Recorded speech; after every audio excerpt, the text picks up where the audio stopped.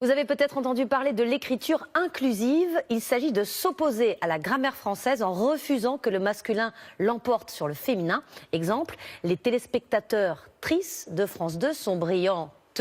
Certains manuels scolaires ont fait le choix à titre expérimental de cette écriture inclusive. Julie Beckrich, Nabila Tabouri et Daniel Lévy vous montrent le résultat.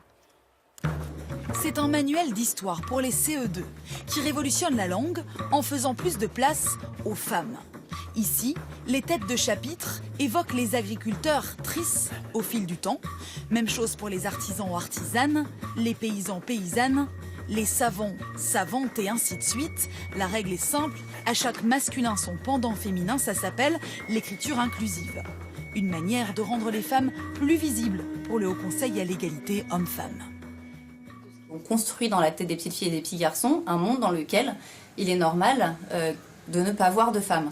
Donc on voit bien que c'est essentiel de remettre de la place, de donner de la place aux femmes comme aux hommes, pour que les petites filles et les petits garçons puissent se projeter à toutes les places de la société et se construire librement en dehors de tout stéréotype. Jouons un peu et imaginons maintenant à quoi pourrait ressembler une célèbre fable de La Fontaine si elle était traduite en écriture inclusive. Maître-maîtresse, corbeau-corbelle, sur un arbre perché, tenait en son bec un fromage. Maître-maîtresse, renard-renarde, par l'odeur alléchée, lui tint à peu près ce langage. Sur le manuel, selon le philosophe Raphaël Enthoven, premier défaut, c'est illisible. On dit les hommes et les femmes sont des artisans, je n'y arrive pas. Mais surtout, pour lui, la langue est le témoignage d'une histoire des hommes et des femmes, une histoire à laquelle on ne doit pas toucher. L'écriture n'est pas en charge de l'égalité. L'écriture, c'est une mémoire. C'est une mémoire qui porte les traces de l'histoire qui lui a donné le jour, des mélanges qui lui ont donné le jour, des injustices qui l'ont produite. Chaque mot est une cicatrice. Chaque mot porte la trace de l'histoire qui lui a donné le jour. Nier ça au profit d'un présent égalitaire est un assassinat.